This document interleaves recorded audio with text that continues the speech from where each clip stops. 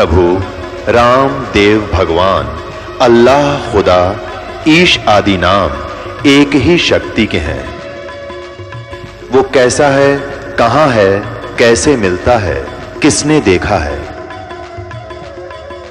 ये प्रश्नवाचक चिन्ह पूर्ण रूप से हटाने के लिए अवश्य सुनिए जगत गुरु तत्वदर्शी संत रामपाल जी महाराज के अमृत वचन, सर्व पवित्र धर्मों के पवित्र शास्त्रों के आधार पर। तो इस काल ने, इनके पिता ने जो कहता मैं इनसे अलग रहता हूं, ये गुप्त रहता है, इसने ऊपर से एक स्तंभ छोड़ दिया, पिलर, लिंग पिलर का सफेद, इनके दोनों के बीच में खड़ा कर दिया एकदम, और बहुत लंबा चौड़ा, ऊपर तक लंबाई बहुत ज्यादा उसकी। इन्हें युद्ध बंद कर दिया, उसका और छोर खोजने में लग गए। फिर ये स्वयं आ गया अपने पुत्र शिव का रूप धारण करके, शिव रूप में, फिर इनको ज्ञान देने लगा। तो क्या बताता देखिएगा, ये शिव पुराण विद्वेश्वर संहिता, विद्वेश्वर संहिता और संक्षिप्त शिव पुराण 24 पृष्ठ पर ये देखिएगा, इनका बीच में जो स्तंभ खड़ा किया उसने, ये चित्र बना रखा है ब्रह्मा और विष्णु जी के बीच। फिर इनके बाद ये आ गया, प्रकट हो गया, इनसे बातें करने लगा। यहाँ पर 25 पृष्ठ पे ब्रह्मा और विष्णु ने पूछा, प्रभु सृष्टि आदि 5 कृत्यों के लक्षण क्या है, यह हम दोनों को बताइए। भगवान शिव बोले, युग काल आ गया शिव रूप में, अपने पुत्र के रूप में, मेरे कर्तव्यों को समझना अत्यंत गहन है, तथापि मैं कृपा पूर्वक तुम्हें उनके विषय में बता रहा हूं। यहां देखना, अब 26 पृष्ठ पे ये क्या कहता है, पुत्रो तुम दोनों ने तपस्या करके प्रसन्न हुए मुझ परमेश्वर से सृष्टि तथा सतिथि नामक 2 कृत प्राप्त किए। ये तो दोनों हो गए, ब्रह्मा और विष्णु। फिर ये दोनों तुम्हें बहुत प्रिय हैं। इसी प्रकार मेरी विभूति स्वरूप रुद्र और महेश्वर ने, ये ने है मैंने, 2 अन्य उत्तम कर संहार और तिरोभाव मुझसे प्राप्त किए। अब से 2 गया, 2 थे ब्रह्मा विष्णु और 2 ये शंकर रुद्र और महेश्वर, 5वां यू बोलनिया शिव पुराण बोल रहा है। तो इससे क्या हो गया कि ये इनसे अलग है, ब्रह्मा विष्णु महेश, ये तीनों देवताओं में गुण है, ये इनसे न्यारा है। हो गया शिव पुराण से सिद्ध। यू 5वां अलग से है इनका पिता, 4था। ये रुद्र तो 11 रुद्र अलग हैं, वो भी इसी की देन है, लेकिन वास्तव में 3 ही हैं ये, रजगुण ब्रह्मा, सतगुण विष्णु, तमगुण शिव। ये देखो हमारे सदग्रंथों में प्रमाण। मार्कंडेय पुराण गीता प्रेस गोरखपुर से प्रकाशित है, ये गीता प्रेस गोरखपुर से प्रकाशित है और ये यहाँ से प्रकाशित है। इसके 123 पृष्ठ पर ले चलते हैं आपको। 122 से प्रारंभ करते हैं। यहाँ पर मार्कंडेय जी ज्ञान बता रहे हैं। मार्कंडेय जी बोले, मुने, यहाँ तक हम इसके सामने लेते हैं, यहाँ पर आते अपने मतलब की बात लेते। रजोगुण प्रधान ब्रह्मा, तमोगुण प्रधान रुद्र और सतगुण प्रधान विश्वपालक विष्णु हैं। यही 3 देवता हैं और यही 3 गुण हैं। इति सिद्धम, रजगुण ब्रह्मा है, सतगुण विष्णु, तमगुण शिव जी। और क्लियर कर, पुण्यात्माओं, ये ऐसा जटिल बना रखा है अध्यात्म ज्ञान, 9 सूत उलझा दिया इन अज्ञानियों ने काल से प्रेरित होकर। कबीर साहब कहते हैं, एक शेर सूत, कच्चा धागा जो चरखे पर काटा करते, कबीर साहब उसको सुलझा सुलझा के कपड़ा बना करते थे। और किसी दुल्हे का एक, किसी भी बालक ने गलती से कोई छेड़छाड़ दिया, वो सूत उलझ जाता, उसका धागा, तो सारा दिन लग जाता था उसको सुलझाने में। बेचारे को एक शेर सूत को, 1 किलो को अगर टूट गया तो गांठ लगे, गांठ लगी तक जिसका कपड़ा बुनना है वो ले को नहीं, पैसे दे नहीं, सारा व्यर्थ गया। धीरे धीरे सुलझा सुलझा, गांठ भी नहीं पड़े, टूटे भी नहीं और सुलझ भी जाए। तो कबीर साहब कहते हैं उसमें कितना मेहनत और परिश्रम, कितना समय लगता है।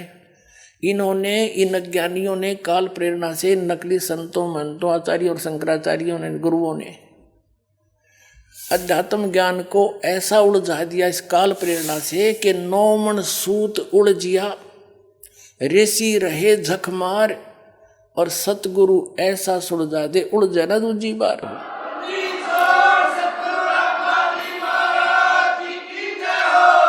अब इस सूत को सुलझाने के लिए दास ने इतने प्रमाण दिखाने पड़ते हैं, कहीं गांठ ना पड़ जा, थोड़ी सी भी कच्चा पॉइंट रह गया, नकलियों का दाव लग जाएगा, रामपाल झूठ बोला झूठ बोला, और ये सारी झूठ बोल रहे, एक भी सच्ची नहीं।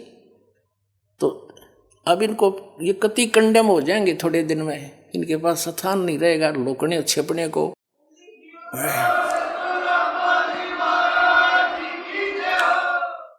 या तो ये संत स्वीकार कर लेंगे कि सचमुच सच्चाई यही है और सबको कह देंगे अपने भक्त अनुयायियों को, इनका भार हल्का होगा, और नहीं तो इनको यहाँ जगह नहीं रहेगी हिंदुस्तान में रहने के लिए। एक दिन ऐसा आ जाएगा, पलायन करना पड़ेगा इनको दूसरे।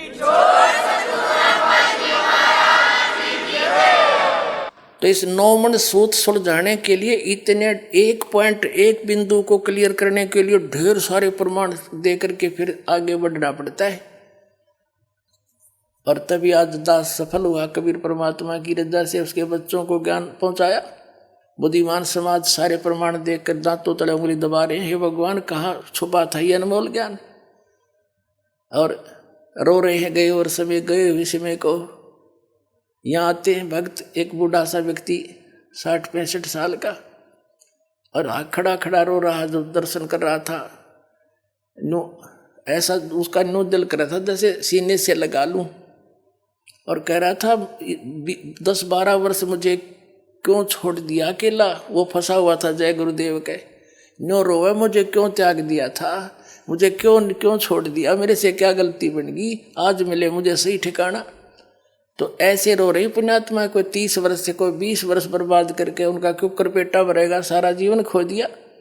लेकिन पुण्यात्मा घबराइयो ना, यह साधना ऐसी है, थोड़े दिन में रिकवर हो जाएगा सारा आपका पिछला सारा, चिंता मत करना।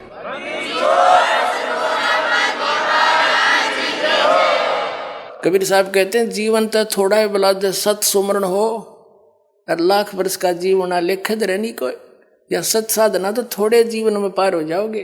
और जो वहाँ लुट पिटकाए वो तो घनी जोर तो अपना पिछला एरियर पूरा करेंगे और स्पीड तो लगेंगे और जल्दी काम बन जाएगा। तो बात तो थोड़ी सी है, कुछ ज़्यादा नहीं। अब कंसेप्ट क्लियर करता है दास आगे, रजगुण ब्रह्मा है, सतगुण विष्णु, तमगुण शिव। ये देखिएगा, ये है श्रीमद् देवी भागवत हिंदी टीका सहित भाग 1। ये कहाँ से प्रकाशित है? अथ देवी भागवतम सभाष टीकम सहमात्यम। और ये कहाँ से छपी है? खेमरा श्री कृष्ण दास प्रकाशन, मुंबई। अब इसके तीसरे सकंद को दिखाते हैं आपको।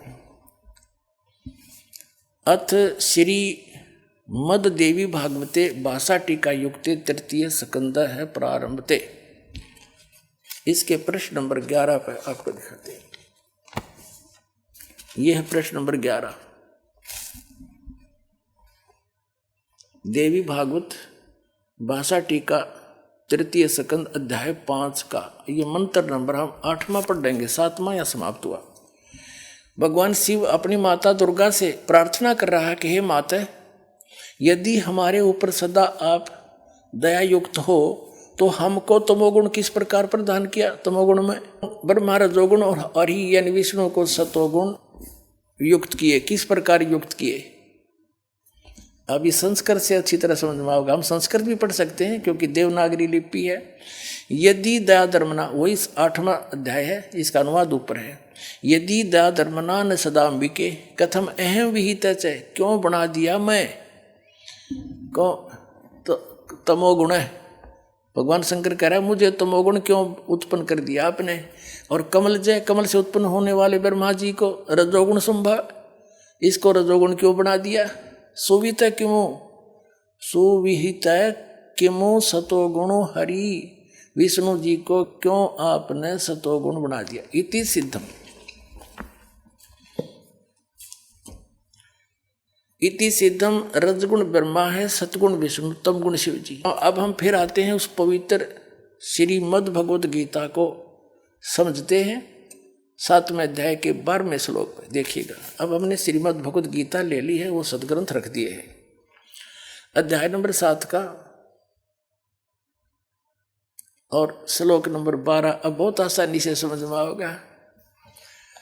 और भी जो सतोगुण से उत्पन्न होने वाले भाव हैं यानी सतिथि, और जो रजोगुण से यानी उत्पत्ति, और तमोगुण से संहार होने वाले भाव हैं, जो क्रियाएं हैं, उन सब को मुझ से ही होने वाले ऐसा जान, क्योंकि निमित्त यही है उसका, परंतु वास्तव में उनमें मैं और वे मुझ में नहीं है। यानी ये ब्रह्म जो है श्री कृष्ण में बोल रहा है, ये काल श्री कृष्ण में बोल रहा है, ब्रह्मा विष्णु महेश का पिता, और विष्णु ही श्री कृष्ण थे, अपने पुत्र श्री कृष्ण में आकर ये बोल रहा है और गीता का ज्ञान दे रहा है। अब क्या बता रहा है अर्जुन को, देखिएगा। अब हम 7वें अध्याय का 13वां श्लोक पढ़ेंगे। गुणों के कार्य रूप सात्विक, राजस और तामस, इन तीनों प्रकार के भावों से ये सारा संसार प्राण समुदाय मोहित हो रहा है। इन तीनों गुणों से परे यानी रजगुण ब्रह्मा, सतगुण विष्णु, तमगुण शिव जी से परे मुझ अविनाशी को नहीं जानता। ये क्या कह रहा है कि ये ब्रह्मा विष्णु महेश पर ही सब आसक्त होए बैठे हैं, इन तीनों गुणों से ऊपर मुझ ब्रह्म को ये नहीं जानते, कोई नहीं जानता। आगे देखो, अब 7वें अध्याय का हम 14वां श्लोक पढ़ रहे, 13वां 12वां पढ़ लिया। क्योंकि यह अलौकिक अर्थात अति अद्भुत त्रिगुणमयी मेरी माया, रजगुण ब्रह्मा, सतगुण विष्णु, तमगुण शिव जी द्वारा फैलाया गया जाल, ये बड़ी दुस्तर है, खतरनाक है।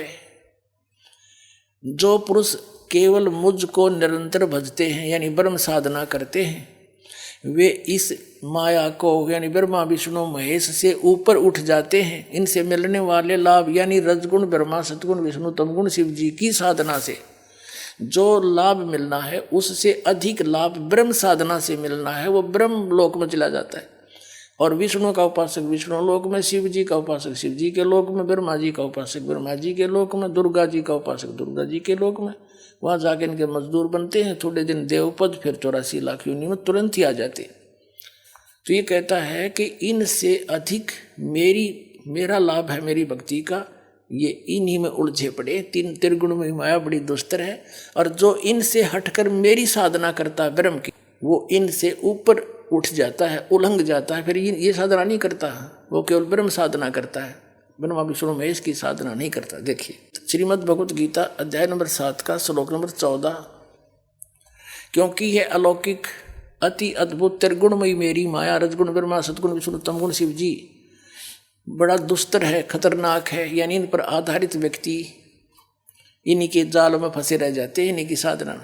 जो पुरुष मुझ को यानी गीता ज्ञान दाता को भजते हैं, वे इस माया का उल्लंघन कर जाते हैं। और आगे देख 15वें में क्या कहा है, 7वें अध्याय के, माया के द्वारा रजगुण ब्रह्मा, सतगुण विष्णु, तमगुण शिव जी से मिलने वाले इस अक्षीणिक लाभ पर जो आश्रित हुए बैठे हैं, उनका ज्ञान हरा जा चुका है। यानी जो श्री ब्रह्मा, श्री विष्णु, श्री शिव जी यानी ब्रह्मा गीते पूजा करते हैं विशेषकर, और इनकी जो इन्हीं पर आश्रित हैं और किसी की सुनते, इनकी बुद्धि हरी जा चुकी है, ये आगे सुनना पसंद नहीं करते, इनका ज्ञान हरा जा चुका है। देखिएगा, माया के द्वारा जिनका ज्ञान हरा जा चुका है, असुर स्वभाव को धारण किए हुए मनुष्यों में नीच और दूषित कर्म करने वाले मूर्ख मूढ़ लोग मुझे नहीं भजते, मुझको नहीं भजते। अब गीता ज्ञान दाता ब्रह्म है, श्री कृष्ण में प्रवेश करके बोल रहा है, इनका पिता है, ये कह रहा है कि ये जो केवल ब्रह्मा विष्णु महेश तक सीमित हो गया, आगे किसी की सुनने तैयार नहीं, ये राक्षस स्वभाव को धारण किए मनुष्यों में नीच दूषित कर्म करने वाले मूर्ख मेरी भक्ति भी ना करते। जब परमात्मा उनको सुनाने लगे, गुण तीनों की भक्ति में ये भूल पड़ो संसारे, कहे कबीर निज नाम बिना कैसे उतरो पारे, तीन देव की जो करते भक्ति, उनकी कदे ना होवे मुक्ति।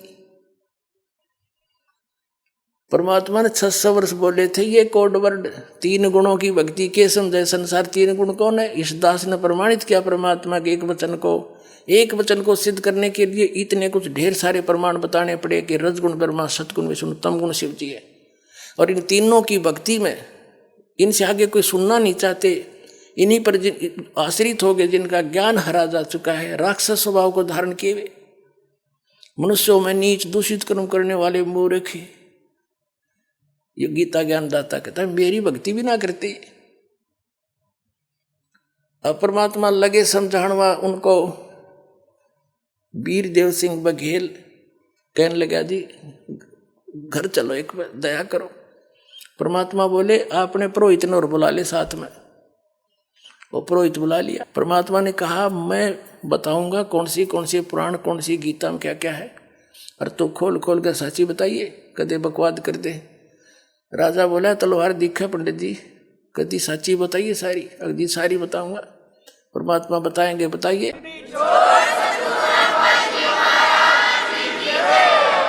तो कबीर साहब बताते गए, पंडित जी कहलता गया कति सारी जी जो कि जो कह रहे हैं महापुरुष सारी साची है। वीरदेव सिंह बघेल ने कहा कि हे भगवान, ये तीनों गुणों के उपासक, राक्षस स्वभाव को धारण किए मनुष्यों में नीच दूषित कर्म करने वाले मूर्ख, ये ऐसे किस आधार से कहा? कृपा कुछ समझाइए मुझ दास को। एकदम नम्र हो गया। कबीर परमेश्वर ने बताया कि जैसे हिरण्यकशिपु ने रजगुण ब्रह्मा की पूजा की थी, साधना की थी, और क्या कहलाया वो? अपने पुत्र का शत्रु हो गया, राक्षस कहलाया, कुत्ते वाली मौत मारा गया। वीरदेव सिंह बघेल एकदम स्तब्ध रह गए कि बिल्कुल। कबीर साहब कहते हैं कि ब्राह्मण बाणा और कर्म कसाई हिरणाकुश छाती तड़वाई। ब्राह्मण यानी भक्त होके ब्राह्मण को आवे, वेदों को पढ़े, ज्ञान सुना और भक्ति करे। और कर्म कसाई जैसे ब्राह्मण बाणा कर्म कसाई हिरणाकुश छाती तड़वाई, यानी हिरण्यकशिपु ने फिर छाती तड़वाई, नरसिंह ने मारा, वो पटक के पाड़ के गिर दिया। तो ये राक्षस स्वभाव को धारण किए मनुष्यों में नीच है। बता भगवान का विरोधी बन गया, विष्णु जी से विरोध, ब्रह्मा की साधना कर बैठा, पर पाकर सिद्धि हल्दी की गांठ पंसारी बन गया, मैं भगवान हो गया। इसे बुद्धि भ्रष्ट और क्या होगा जी, जो कहता मैं भगवान हूं। तमोगुण शिव की भक्ति करी थी रावण ने, और ब्राह्मण होके के कर्म कर डाले। अपनी ही माता को, सीता को अपहरण कर लिया, पत्नी बनाने की चेष्टा करने लगा, और कुत्ते वाली मौत मरा। एक आप रोज पढ़ते हो, सुनते भी हो इन ब्राह्मणों से, परमात्मा कह रहे थे एक भस्मासुर नाम का एक राक्षस था, तपस्वी था। राक्षस तब अच्छा बना, जब ये उसका पुजारी थे, ये कर्म करेगा। उसने भगवान शिव के गेट के सामने ऊपर को पैर नीचे को सिर करके सिरासन पर 12 वर्ष तप किया। उससे पहले हजारों वर्ष कैलाश पर बैठकर तप कराया था पर्वत पर। वहां नहीं सुनाई हुई तो उसके बारे में आगे धरना दे दिया गेट के सामने शिव जी के। 12 वर्ष जब ऊपर को पैर नीचे को सिर किए हठ योग करता रहा। एक दिन पार्वती जी ने कहा भगवान आप तो समर्थ हैं, आपका पुजारी क्या मांगता है, इसको दो फारिग करो। 12 वर्ष हो गए इसने यहाँ आपकी कितनी घोर तपस्या कर रहा है। अब शिव जी बोले बोलो भाई क्या मांगता है। अब भस्मासुर ने कहा जी ऐसे नहीं, वचनबद्ध हो जाओ प्रभु तब मांगो। भगवान शिव ने सोचा भाई क्या मांगेगा, एक सिद्धि और मांग लेगा, दे दूंगा। बोल भाई वचनबद्ध हो गया, छोड़ पीछा मेरा। तो वचनबद्ध होते ही खड़ा हो गया और कहने लगा जी ये भस्म कड़ा दे दो जो आपने पहन रखा है। उसमें क्या शक्ति थी कि उस भस्म कड़े को, कड़ा था वो जैसे पहन लेते हैं, और उसको जिसके भी सिर पर करकिनों के दे सिर पर रख के भस्म वो जल जाता था, उसकी राख भी नहीं पाव थी, राख पाव थी। ये पता था उसको भस्मा गिरी को। ये गिरी, पुरी, नाथ, नागा, ओगड़ ये सारे शिवजी तमोगुण के उपासक हैं। तो भगवान शिव ने सोचा जंगल में रहता है, साधक है, अपने बचाव के लिए लेता होगा। अब निकाल दिया, वचनबद्ध हो ही रहे थे कि ले भक्त ले ले। अब जब उसके हाथ में आ गया ना भस्म कड़ा, तब वह और बदल गया और हंसा एक दुष्ट की तरह, हा हा हा, ले शंकर हो ले होशियार, तुझे भस्म करूंगा और पार्वती को पत्नी बनाऊंगा। मैं इसी उद्देश्य से भक्ति कर रहा था। अब कबीर साहब कहते हैं कि माता को घर नहीं ठहराई। ऐसे दुष्ट अपनी माँ को, यानी जिसकी पूजा करे उसकी पत्नी तो माँ के तुल्य होती है, और उस पर नजर बुरी। और कहते हैं शिव शंकर से योगी समझ नहीं पाए, यो के को बदलिए बैठा है। तो ये अंतर्यामी भी खाक थे, ये ब्रह्मा यो विष्णु शंकर भगवान के अंतर्यामी थे ये। और इनको मृत्युंजय कालज सर्वेश्वर अजरो अमर है, ये महिमा गाया करते हमारे आचार्य शंकराचार्य, ये नकली गुरु। अगर ये अविनाशी होता तो भस्मागिरी का आगे भागता क्यों? जब भस्मागिरी ने कहा कि बोले होशियार आ लिया हूं, तुझे मारूंगा, पार्वती को पत्नी बनाऊंगा, भगवान शिव ने खड़ी डांग ठोक दी, फुल स्पीड तो भाग लिया डर के। क्यों तो कसाई आ गया, सचमुच इसने तो आंख बदल गया एकदम। आगे आगे भगवान और पीछे पीछे पुजारी, 10 सपाट पट्या। अब पुण्यात्मा वो तो आगे जाके भगवान आए, पूर्ण परमात्मा पार्वती रूप बनाया और खड़ा हो गए। उनसे कहा कि क्यों भाग रहे, आ जाओ। अब वो थोड़ा निकट थोड़े आएंगे शंकर जी, आओ बैठो यहाँ बात करेंगे, मैं भी आपको बहुत चाह रही थी। अब डट गया, अगले में बात बढ़ेगी बस। ठीक है शिव जी, ताना नहीं, जब तक मेरे हाथ में कड़ा है, 2 बात कर लूँ। पार्वती रूप में भगवान बोले कुछ डांस करके दिखाओ कि मैं बात बने, यानी कुछ प्रसन्न हूँ मैं तेरे से। अब भगवान वो भस्मागिरी कहने लगा, मैं तपस्वी आदमी, मुझे डांस डोंस तो आता नहीं। पार्वती रूप में भगवान बोले ले मैं सिखाता हूँ तुझे, मैं सिखाती हूँ। इस हाथ को ऐसे कर, इस पैर न आगे कर, ठू ठू ऐसे कर, ये हाथ और ऊपर कर और ऊपर कर। जो जिसमें वो ले रहा था ना बसम कड़ा, उसके सिर पा लिया ना, जब कह दिया बसम और रिमोट दबा दिया, वो भस्मागिरी की राख होगी, मर गया। फिर विष्णु रूप धारण किया उस परम पिता ने। इनके ये संकट में उस मालिक ने याद करे, और विष्णु रूप धारण करके शिव जी के पास गया कि डट जा भोलेनाथ, क्यों भाग रहे हो? शिव जी कहते हैं भाग ले विष्णु, आ जा जल्दी जल्दी। वो पीछे आने लग रहा है दुष्ट, मेरे से धोखे से उसने वचनबद्ध करके भस्म कड़ा ले लिया, मैंने आपत मोल ले ली। तब कहा विष्णु रूप में परमात्मा ने कि रुक जा, ये तेरा कड़ा ले, और मैंने वो भस्म कर दिया। सचमुच हाँ, चल तने उसकी राख दिखाऊं। जब उसकी ऐस देख ली ना, राख देख ली शंकर भगवान की, जब दिल की धड़कन ठीक हुई, हरिचना विनाशी बतावे अजरो अमर थे मृत्युंजय कालज। अब पुण्यात्मा इतने दुष्ट और क्या होगा? अपनी माँ को तो पत्नी बनाने की चेष्टा करे और जिसकी पूजा करे उसका दुश्मन बन गया। राक्षस स्वभाव को धारण किए मनुष्यों में नीच दूषित कर्म करने वाले मूर्ख, ये कैटेगरी है इन लोगों की, तीनों गुणों के उपासकों की। अब रह गए विष्णु जी के उपासक, सतगुण विष्णु के। एक बार जैसे परमात्मा कहते हैं पर भी लेन जात है दुनिया, हमरा ज्ञान किने नहीं सुनिया। एक बार हरिद्वार के अंदर हर की पैड़ियों पर ये कुंभ के मेले का संयोग हो गया इनके अनुसार, और वहां जब ये पर भी लगती है, कुछ समय निर्धारित होता, घंटा 1.5 घंटे का, उस दौरान ही सब ने स्नान करना होता है। तो वो कहते हैं उस दौरान स्नान करके तो मुक्त है, मोक्ष हो जाएगा, कल्याण हो जाएगा, उनका बेड़ा पार हो जाएगा। तो उस समय ये सभी ये षटदर्शनी, जिनको षटदर्शनी भी कहते हैं, ये 6 प्रकार के गिरी पुरी नाथ सन्यासी औगुड़ नागा विष्णु, ये अपने अपने ग्रुप में वहाँ इकट्ठे हो जाते हैं और उस पर भी का इंतजार करते हैं, और फिर अपने मुखिया के पीछे पीछे वो सब चल पड़ते हैं। गिरी अलग से, पुरी अलग से, नागा अलग से और वैष्णु अलग से। उस निश्चित समय पर जो इन्होंने पर भी बता रखी थी, सबसे पहले नागा, ये तमोगुण शिव के उपासक, ये नंगे रहते हैं, औगड़ बोल रहे इनको। ये सबसे पहले हर की पैड़ी पर पहुंच गए, स्नान करने की पोजीशन में लाइन लगा कर खड़े हो गए। पीछे से आ गए सतोगुण विष्णु जी के उपासक वैष्णु। इन्होंने कहा भी नागाओ, पहले स्नान हम करेंगे, हम सर्वश्रेष्ठ हैं।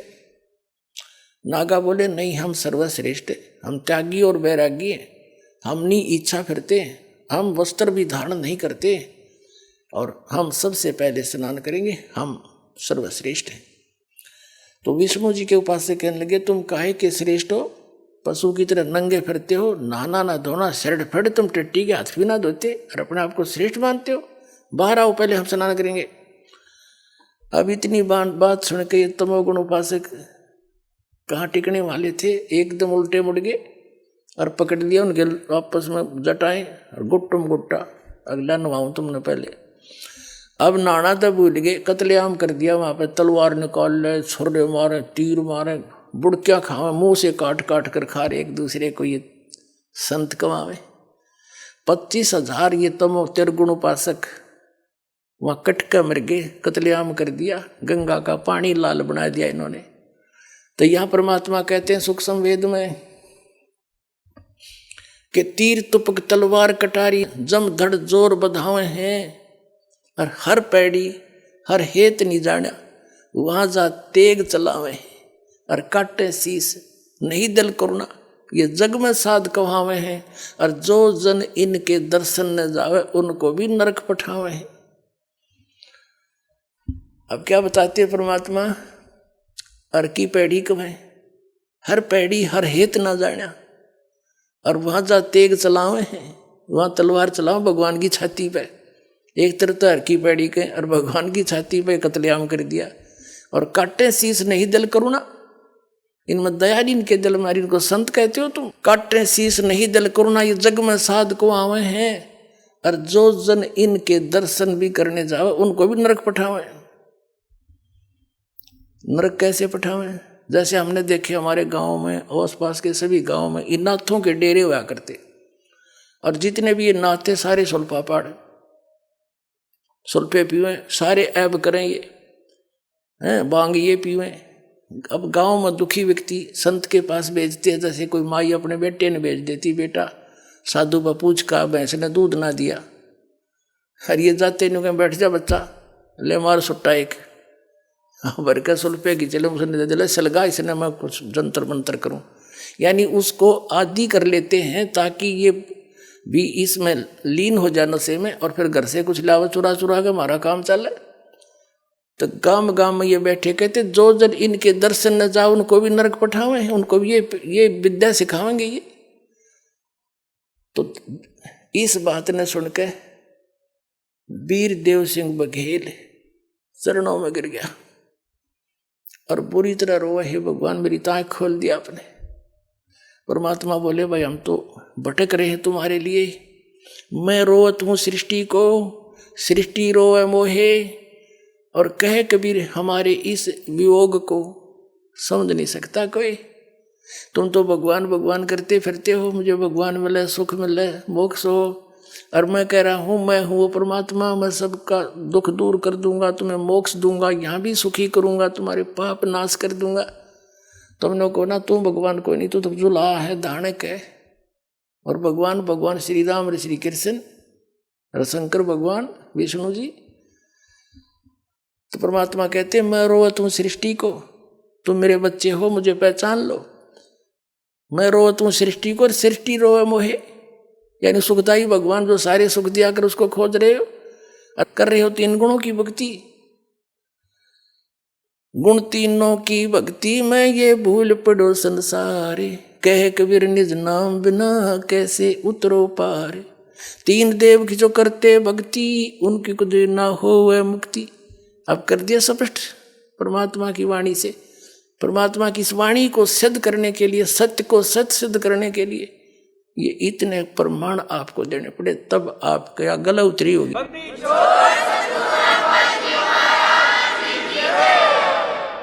अब वीरदेव सिंह बघेल चरणों में गिर गया और कहा भगवान दास को शरण में ले लो। ये पिछले संस्कारी हंस होते थे, कितनी पोस्ट पर हो और कितने ही बुराई करता हो, परमात्मा की ज्ञान सुनते ही समर्पित हो जाता है।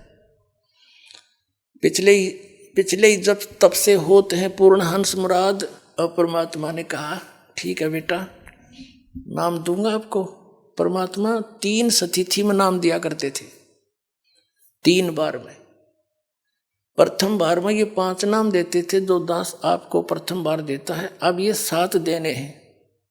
उस समय केवल 5 ही का आदेश था सबको। कौन से मंत्र? ये निरंकार ओंकार सतनाम, ये नहीं, ये और मंत्र है जो आपको प्रथम बार दिए जाते।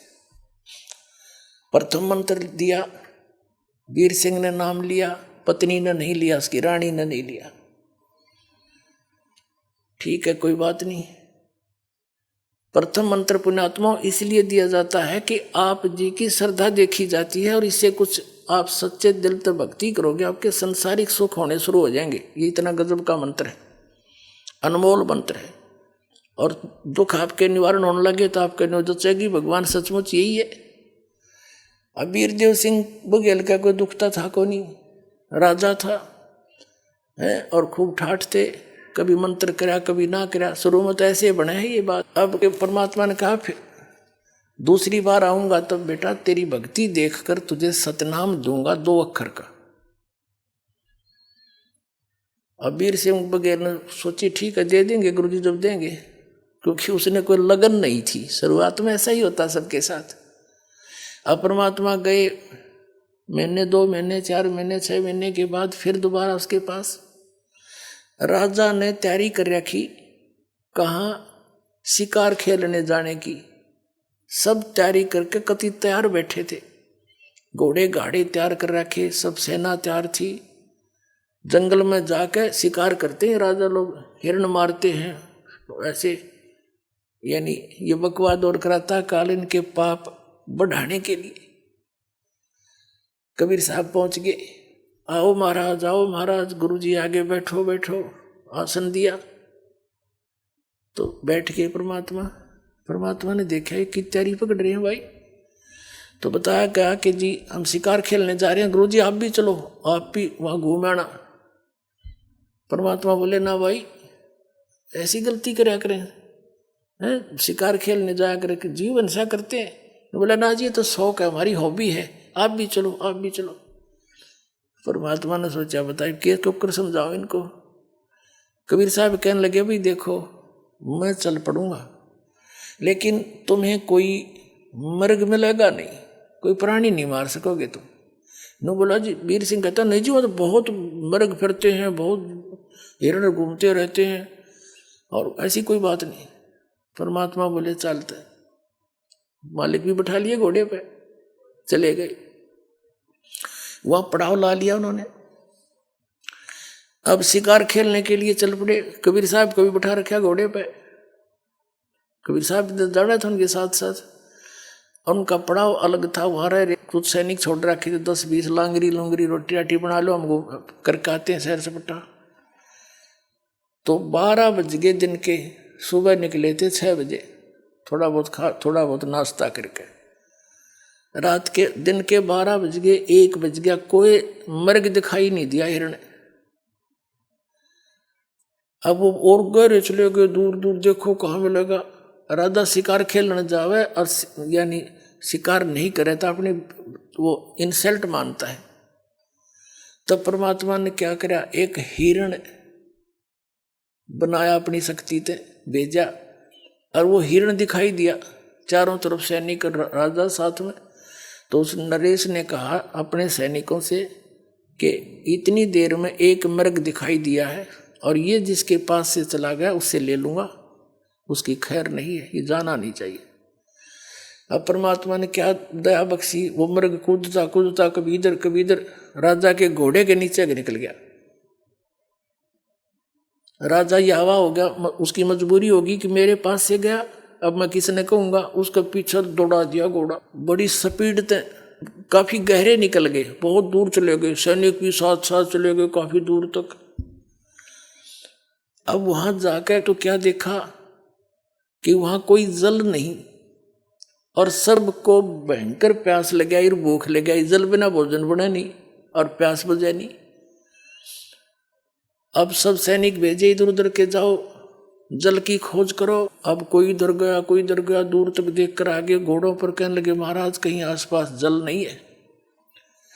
परमात्मा बैठे थे कबीर जी, उन्होंने कहा भाई इस पहाड़ पर देखा हो ना, शायद इधर मिल जाओ। पहाड़ पर काफी अच्छी ऊंची पहाड़ी थी। अब और कहने लगे महाराज यहाँ प्लेन में तो कितना जल मिला नहीं, समतल में, पहाड़ पर कहाँ से जल होगा। एक वजीर समझदार सा था, वृद्ध था, वो कहने लगा भाई संत की बात पर कुछ गौर करया करें, देखा हो क्या दिक्कत है, जब कह संकेत कर रहे हैं। तो 2-3 घोड़े पर ऐसे घूमते घूमते शिखर पर पहुंचे। बहुत बड़ा क्षेत्र हुआ, ऊपर प्लेन, एक सरोवर बीच में, सुंदर जल का, निर्मल जल, स्वच्छ और मीठा, और सुंदर बाग लाग रहा, सेब संतरे अंगूर काजू किशमिश के हर तरह की जो लदपद हो रहे। उन्होंने वहीं से आवाज लगाई, आ जाओ, जल भी है, बाग है बहुत सुंदर। अब सभी जाकर पहुंच गए वहां पर। अब सभी ने पहले जल पिया, फिर तोड़ तोड़ के सेब संतरे काजू किशमिश सेब को खूब छके। अन्यों कहे इसे मीठे तो कदे देखे नहीं, ये भगवान यहाँ देख प्रकृति का, परमात्मा की लीला, यहाँ कैसे बाग लगा हुआ है। सभी बतला रहे हैं आपस में कि यहाँ ऐसे स्थान पर है, तभी तो कोई पहुंचा नहीं, ये सब लदपद है, किसी ने छेड़ा नहीं, हमारे लिए ही दया बख्शी है भगवान ने। अब वो छक लिए और तोड़ ताड़ के और भी फल अंगूर और अपने सब ने घोड़ियां पर लाद लिए चलने के लिए, रस्त घर के लिए चल पड़े। चलो वापस। कबीर साहब भी चल रहे हैं, एक घोड़े पर कबीर साहब बैठा रखे हैं, एक पर राजा बैठा है। एक थोड़ी सी दूर जाकर के राजा कहता है, हे गुरुदेव, देखो परमात्मा की कैसी लीला, इस पहाड़ के ऊपर बगीचा और कैसा बाग, कैसी मेवा, कैसा सुंदर जल। देखो पीछे देखा, सैनिक भी देखने लगे, राजा देख रहा था, वहाँ कुछ भी को नहीं, सूखे पत्थर पड़े। एकदम सारे वापस खड़े हो गए, वहाँ घूमा धक्के खाओ, कहाँ गया वो जल कहाँ गया, वो मेवा कहाँ गई। परमात्मा बोले जहाँ से आई थी वहाँ गई भाई।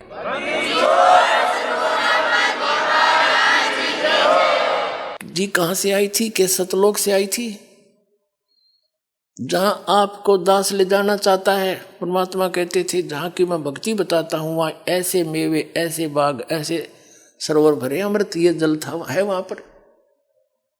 अब वो सारे वापस आ गए। जब घनी सी ध्यान में ना आती शुरू में ये बातें, और लीला नारी देखी, घर आकर राजा ने अपनी पत्नी से बताया, हो वास्तव मर गए होते हम, तड़प तड़प कर मरते सारे। और सतगुरु ने ऐसी दया बख्शी अपनी लीला से, वहाँ बाग लगा दिए, फल छक कर आ रही, वो तोड़ के ला रहे, वहाँ रख दिए बोरे के बोरे ठा कर, ये थी वहाँ पर। हर बुड़ कर देखा, वहाँ कुछ नहीं पाया। ऐसे हमारे भगवान, अब गुरु जी ऐसे शक्तिशाली हैं, ऐसे चमत्कारी है। रानी ने भी नाम ले लिया, उसको फिर थोड़ी सी दृढ़ता हुई। परमात्मा बोला अब प्रथम नाम ले तू, अब तेरी थोड़ी बहुत बुद्धि लगेगी भक्ति में, अभी तू तो बकवाद कर रहा था, तेरा नाम खंडित है। अब दोबारा नए सिरे से प्रथम मंत्र दिया। कुछ दिनों के बाद फिर उसकी श्रद्धा आजम बन गई। फिर दूसरा मंत्र सतनाम दिया। फिर कुछ दिन के बाद भक्ति बढ़ने से अंतःकरण के मैल हट जाते हैं, फिर जिज्ञासा बढ़ जाती है, चाह बढ़ती है भगवान की। सतनाम से प्रबल इच्छा होती है कि भगवान आप सार नाम भी को थे, सार नाम दूंगा। परमात्मा बोले भाई योग्य हो जाएगा जब मिलेगा, यो इतनी जल्दी ना दूं। जब भी गुरुदेव आते हैं उनसे मिलते, प्रभु दया करियो, सार नाम दियो, योग्य हो गया होता आपका दास, सार नाम देना। कबीर साहब कहने लगे, एक दिन चले गए परमात्मा और कहने लगे भाई आज तुझे सार नाम दूंगा। कि अच्छा महाराज बड़ी दया हुई, ओह तो मेरे भाग खुल गए। परमात्मा कबीर जी ने कहा कि इस सारनाम देते समय मुझे एक 7 हाथ का 20-21 फुट लंबा एक कपड़ा चाहिएगा स्वच्छ, एक धोती सफेद कति निर्मल अनयूज्ड। कबीर साहब और वीर सिंह राजा था, कहने लगे जी थान के थान मंगा दूंगा। परमात्मा कबीर जी बोले नहीं, जो कपड़ा मुझे सारनाम देने के लिए आवश्यकता पड़ेगी आपके लिए, वो आपकी गुरु बहन है, एक चंद्रप्रभा नाम की पंडितानी है, और वो विधवा है आपकी काशी नगरी में, उस मोहल्ले में उसकी एक पुत्री है, और उसने वह साड़ी अपने ही बगीचे में वह धोती, अपने ही आंगन में कपास का पौधा बोया बाड़ी है, और गंगा का जल मटके में भर भर कर लाकर वो बाड़ी के पौधे सींचे हैं भाई। और उससे जब वह बाड़ी खिली, कपास खिली, नरमा, तो उससे चुग के आप पे काटा, आप पे लोड्या और आप पे सूत बना के अपने हाथ से खड्डी से नहा धो के सोच वो कपड़ा एक धोती तैयार कर रखी है। वह धोती ले आ तू, तब तुझे सारना मिलेगा, नहीं तो नाम वो मिलेगा कोई। अब वीर सिंह बघेल ने संदेशा भिजवाया, उस थान खोजा कहाँ सी रहती है मेरी गुरु बहन, यानी कबीर साहब की शिष्या थी वो। अब वहाँ पता लगा, सैनिकों ने आके बता दिया ऐसे ऐसे वो बहन वहाँ पर रहती है। हमने पता कर लिया उनके घर का। राजा ने कहा कि उनको संदेशा दो कि मैं उनसे मिलना चाहता हूँ अपनी गुरु बहन से। अब सैनिकों ने जाके बता दिया कि बहन ऐसे ऐसे वीर सिंह जी आपसे मिलने आ रहे हैं, आपके गुरु भाई हैं। उसको पता था इस बात का कि वो है तो गुरु भाई, पर राजा का दिमाग तो राजा के हिसाब से, और मेरे पास आ रहा है, कोई कुबद ना कर दे भगवान, हे प्रभु मेरी रक्षा करियो, कोई मन में खोट लेकर ना आ रहा हो। नहीं, राजा तो राजी खुशी तो आया नहीं करे गरीब के घर में। अब उसने आने से पहले आसन लगा दिया, जैसा भी उसका घर पे था, बढ़िया कपड़े बिछा दिए, दूध गर्म करके ठंडा करके पीने योग्य तैयार कर रखा खातिर अपने आओ भगत के लिए, और उसको बुलाया। अब आ गया, जो बैठ के प्रणाम हुए, सत्साई भाई सत्साई बहन बैठ के नरेश उसके चारपाई पे, और बोलो जी दूध पी लो भाई। राजा बोला बहन दूध पीछे पीऊंगा तेरा मैं, पहले मेरी अर्ज स्वीकार कर। बोल भाई मैं कंगाल, आप राजा, मुझ गरीब के पास क्या देने को है आपके लिए, क्यों शर्मिंदा करते हो मुझे।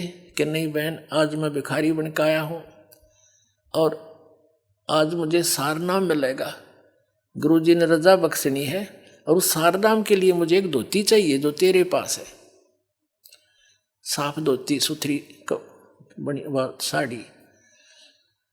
वह बहन बोली जी मेरे पास तो गणिये धोती है, दे दूंगी कोई बात नहीं, अकना वो धोती चाहिए जो आपने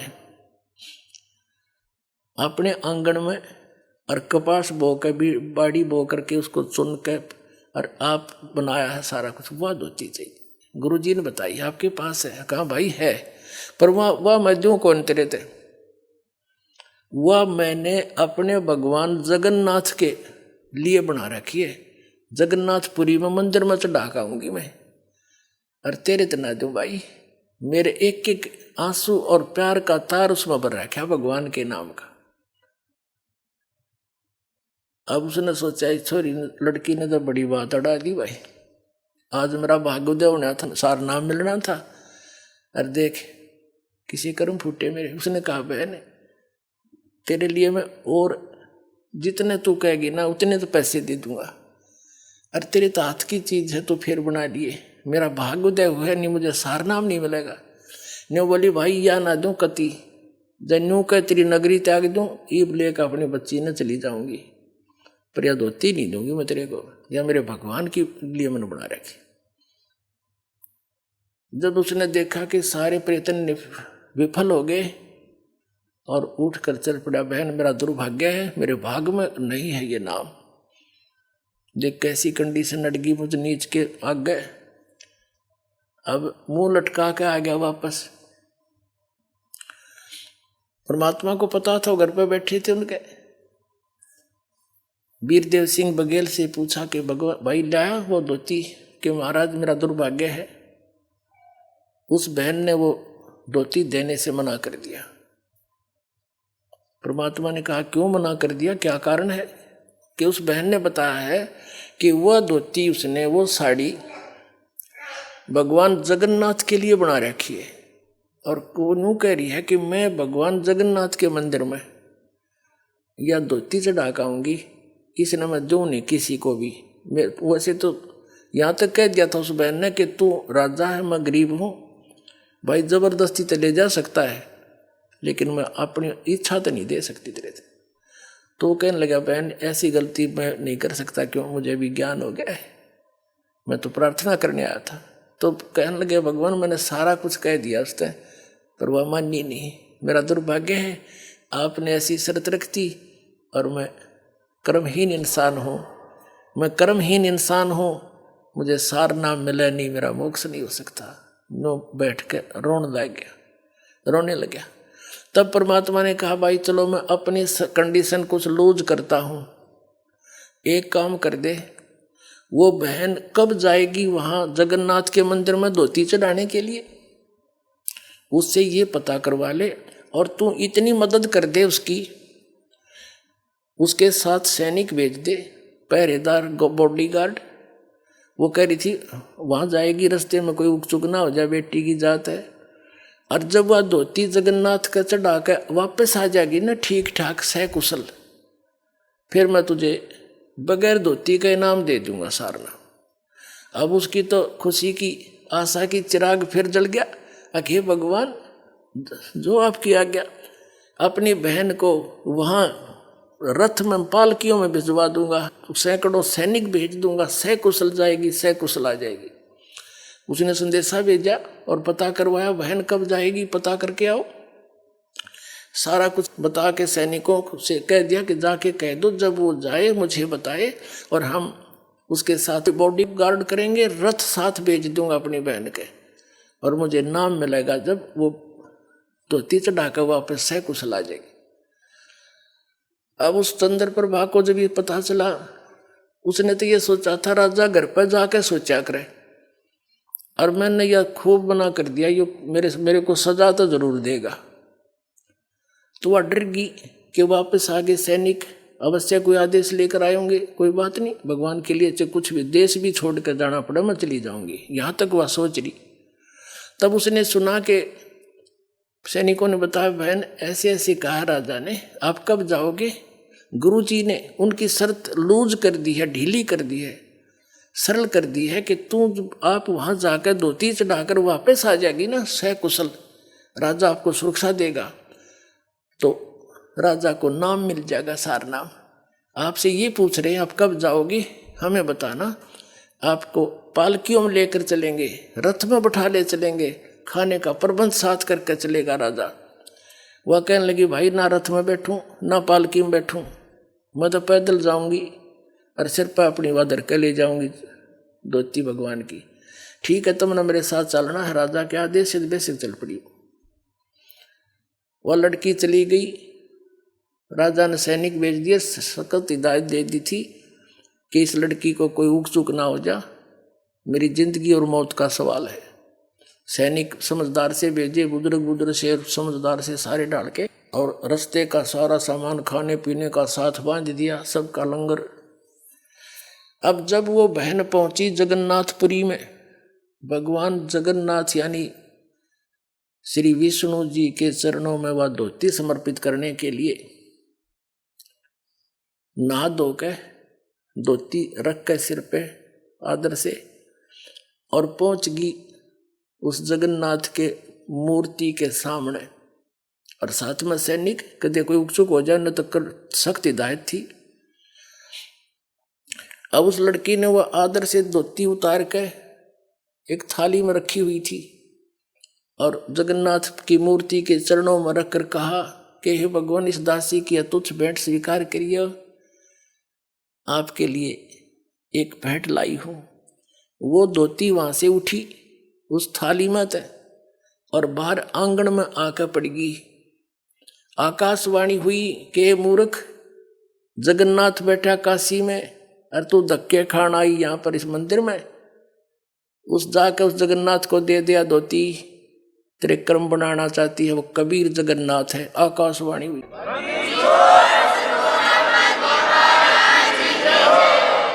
वो है जगत का स्वामी, कुल का मालिक है, और उसने छोड़ के तुम्हारी यहाँ आई इस पत्थर पर माथा टेकन, ले जा इसको, मुझे स्वीकार्य नहीं है। अब वो तो वहीं से लगी थी रोने, उठा कर धोती फिर सिर पर रख ली, वहीं से लगी थी रोने, ये भगवान मैं किसी नीच हूं। अब परमात्मा ने एक तीर से 2 शिकार करे। हम इसे अनजान थे उस समय।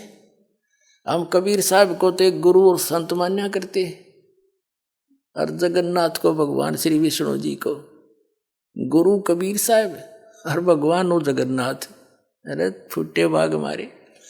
और राजा वीर सिंह के अंदर भी इतनी श्रद्धा ना थी, वो ठीक सा भगत था, पिछले संस्कार अच्छे थे, और जब उसको भी सार नाम के योग बनाना था मालिक ने, क्यों जब तक कहते हैं गुरु मानुष कर जानते ते नर कहिए अंध, वो दुखी संसार में आ गए यम के फंद। राजा भी कबीर साहब को तो एक संत मानने था, विष्णु जी और इनको ही भगवान मान रहा था, निराकार को, क्योंकि हम भगवान कबीर साहब ज्ञान देते रहे, सारा कुछ करते रहे, चमत्कार भी दिखाते रहे जो भगवान किया करता है, लेकिन हमारी बुद्धि उस रंग से हटी नहीं, क्योंकि हम शिक्षित नहीं थे। अब वो लड़की वापस आई, पहले गई कबीर साहब की कुटिया में, वहां से पता चला कि उस दिन भी परमात्मा 10-15 दिन के बाद फिर उसके वीर सिंह के उसमें दरबार में बैठे थे घर पे। पता था मालिक को कि आज आवेगी, वह धक्के खान गई थी। वहां से पता चला कि कबीर साहब तो वीर सिंह के घर गए हैं परमात्मा जी। वह लड़की वहीं पहुंची रोती हुई, इतनी बुरी तरह रो, कपड़े भीज रहे आंसुओं से, और वह धोती धर के चरणों में कबीर परमात्मा के इसी बुरी तरह रोए, मुंह तो जुबान नहीं निकला उसके, बोला नहीं जा, कंठ रुंध गया। अब वीर सिंह ने चिंता होगी कि इस लड़की को किसी ने कुछ कह दिया, और ये सैनिक साथ मरे थे, इन्हें क्यों नहीं ध्यान रखा, मेरी तो भी इज्जत का नाश कर दिया, मुझे सारा नाम नहीं मिले। उन सैनिकों को बुलाया एक साइड में, अरे कमियों की तो मर गए थे तुम, क्या हो गया इस बहन को? तब वो किसी ने क्या कह दिया इसको, तुम्हें कहा था सुरक्षित लाना। तब उन्होंने कहा महाराज किसी ने कुछ नहीं कहा, हम साथ थे वहां से यहाँ तक। उन्होंने सारी घटना बताई कि इसने जाकर के बहन ने धोती चढ़ाई मंदिर में, वह धोती वहां से उठी और बाहर पड़ी मैदान में आके आंगन में। आकाशवाणी हुई कि भगवान तक काशी में बैठा कबीर, वो है जगन्नाथ, उसको दिया धोतियां धक्के खाना आई तो इस मंदिर मत पत्थर में, या दब से रोने लाग रही है ये बैठे भगवान। फिर वीर सिंह भी चरणों में पड़ गया, रो बुरी तरह, भगवान मेरी चौंध टूट गई, आप तो मालिक हो, आप समर्थ हो। जब परमात्मा ने उन दोनों को नाम दिया, पहला नाम दिया, दोबारा सतनाम, कि अब शुरू करो, अब भक्ति के योग बनोगे, अब तो तुम ड्रामा कर रहे थे। उस दिन से फिर उन दोनों को नए सिरे से नाम दिया, सतनाम दिया, फिर सार नाम दिया, उनका कल्याण किया अपना आत्माओं। तो यही प्रोसीजर है पूरे कंप्लीट कोर्स का, जो दास आज आपको देता है वो गॉड गिवन कबीर साहब का दिया हुआ, कल्याण करवा लो, समय है। बोलो सतगुरुदेव की जय हो।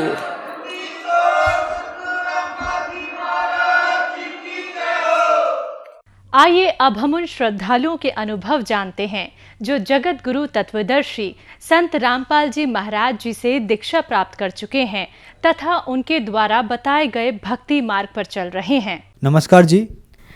नमस्ते। क्या नाम है जी आपका? मेरा नाम मीना सोलंकी है। मीना जी आप कहाँ से हैं? मैं दिल्ली पालम से हूँ। मीना जी, संत रामपाल जी महाराज से नाम दीक्षा आपने कब ली? मैंने 2006 में ली थी। संत रामपाल जी महाराज से नाम दीक्षा लेने से पहले आप क्या भक्ति साधनाएं करती थीं? उससे पहले हम देवी देवताओं की पूजा करना, मंदिर जाना, ये सब भक्ति वगैरह करते थे। तो फिर आप संत रामपाल जी महाराज की शरण में कैसे आईं?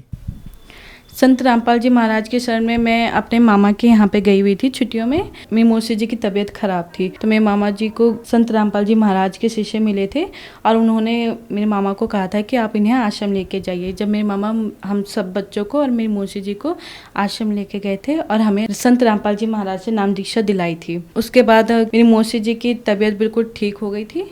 उनको ज़्यादा बिस्तर में रहती थी, वो उनके बुखार था और वो छूट ही नहीं रहा था। उनको काफ़ी जगह पे दिखाया गया था पर उनके आराम नहीं हो रहा था। तो मामा जी को जब बताया गया कि भाई आप संत रामपाल जी महाराज के शरण में लेके जाइए, वहाँ पे इनको आराम हो जाएगा, तो फिर मेरे मामा संत रामपाल जी महाराज के शरण में लेके गए थे और उनको वहाँ पे नाम लेते ही और आशीर्वाद लेते ही गुरु जी का संत रामपाल जी महाराज जी का और उन्हें आराम हो गया। मौसी जी की तबीयत ठीक हो गई जब हमने देखा, तो हमने भी करोथा आश्रम से संत रामपाल जी महाराज से नाम दीक्षा ली। मीना जी, संत रामपाल जी महाराज से नाम दीक्षा लेने के बाद क्या आपको लाभ भी प्राप्त हुए? जी, हमें बहुत सारे लाभ हुए। मेरी मम्मी को जो भूत प्रेत की जो बाधाएं थी वो ठीक हो गई। उनको काफ़ी सारे बाबाओं से और क्या कहते हैं झाड़ फूक वालों से इलाज कराया था उनके भूत प्रेत की बाधा ठीक नहीं हो रही थी। जब संत रामपाल जी महाराज जी का नाम लिया तो उनकी भूत प्रेत की बाधाएं ठीक हो गई थी। फिर उसके बाद मेरे को भी सिर में परेशानी थी। मैं जब भी कंघी करती थी तो मेरे सिर से खून निकलता था और मेरे सिर में काफ़ी दर्द रहता था, और दर्द रहने की वजह से मैं रात भर सोती नहीं थी। काफ़ी दर्द होता था, रोना आता था, पर क्या कहते हैं फिर भी कुछ नहीं हो पा रहा था। मेरी मम्मी मेरे को हॉस्पिटल लेके गई। हमारे पास में हॉस्पिटल था, उसमें लेके गई, और वहाँ पे जब डॉक्टरों ने देखा तो उन्होंने कहा कि इनको बड़े हॉस्पिटल लेके जाइए, इनका इलाज यहाँ पे नहीं हो पाएगा। फिर हम सफदरजंग गए, वहाँ पे मेरा चेकअप हुआ। चेकअप होने के बाद जब उन्होंने कहा कि भाई इनको ब्रेन ट्यूमर है और इनका ऑपरेशन होगा, इनकी कंडीशन इतनी ख़राब हो चुकी है कि भाई इनका ऑपरेशन होगा, तो हम फिर संत रामपाल जी महाराज के यहाँ पे गए। संत रामपाल जी महाराज जी से अरदास लगाई कि भाई मेरे को ब्रेन ट्यूमर बता दिया गया है और मेरा संडे को ऑपरेशन है, आप कृपा करना। तो परमात्मा जी ने, संत रामपाल जी महाराज ने कहा कि बेटा आपको बस भक्ति करते रहो, आप ठीक हो जाएंगे। तो हमने कहा ठीक है। फिर हम संडे को हॉस्पिटल गए। वहाँ पे जाके जब हम बाहर बैठे हुए थे, जब मेरा नंबर आया तो उन्होंने कहा कि आप बिल्कुल ठीक हैं, और उन्होंने कहा कि आपको दोबारा टेस्ट करेंगे। उन्होंने कहा आपका दोबारा टेस्ट करेंगे, आपके में थोड़ी सी प्रॉब्लम आ रही है। तो हमने दोबारा टेस्ट कराया तो फिर मेरा ब्रेन ट्यूमर बिल्कुल ठीक था और मेरे को कोई परेशानी नहीं थी। तो फिर उन्होंने कहा कि भाई ये ऐसे कैसे हो सकता है, आपके तो ऑपरेशन की डेट दे रखी है, आपके ये ठीक कैसे हो सकता है। तो हमने कहा भाई हमारे परमात्मा की कृपा है, जिसकी वजह से संत रामपाल जी महाराज की कृपा से मेरा ब्रेन ट्यूमर बिल्कुल ठीक हो गया। ये मेरे निशान है और ये मेरा ब्रेन ट्यूमर था, ये जो अब संत रामपाल जी महाराज की दया से बिल्कुल ठीक हो चुका है। दूसरा लाभ भगत जी मुझे ये हुआ कि मैं जब 10th क्लास में थी, मैंने बोर्ड के जो रिज़ल्ट आने वाला था उसमें मेरे को 2 पेपरों में दी थी।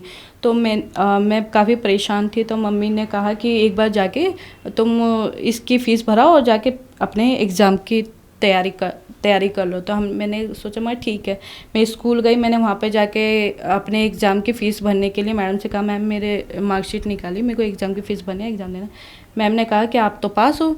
मैंने कहा नहीं मैम, मैं साइबर कैफ़े से निकला के लाइए देखो। तो वो बोली नहीं, आपकी मार्कशीट ये रही और आप बिल्कुल पास हो, और बल्कि आपकी परसेंटेज काफ़ी अच्छी आ रखी है, और क्या कहते हैं आप पास हो। तो ये भी संत रामपाल जी महाराज की कृपा थी कि मैं उनकी कृपा से पास हो गई। संत रामपाल जी महाराज से नाम दीक्षा लेने के बाद आपको बहुत सारे लाभ प्राप्त हुए। तो जो दर्शक आज आपको देख रहे हैं, अगर वो भी किसी न किसी बीमारी से ग्रस्त हैं, तो वो संत रामपाल जी महाराज से कैसे जुड़ सकते हैं?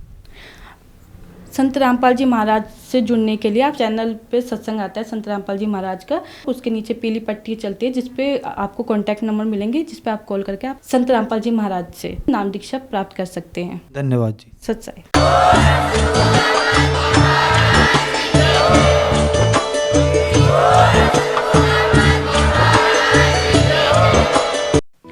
आप सुन रहे थे जगत गुरु तत्वदर्शी संत रामपाल जी महाराज के मंगल प्रवचन। अधिक जानकारी के लिए संपर्क करें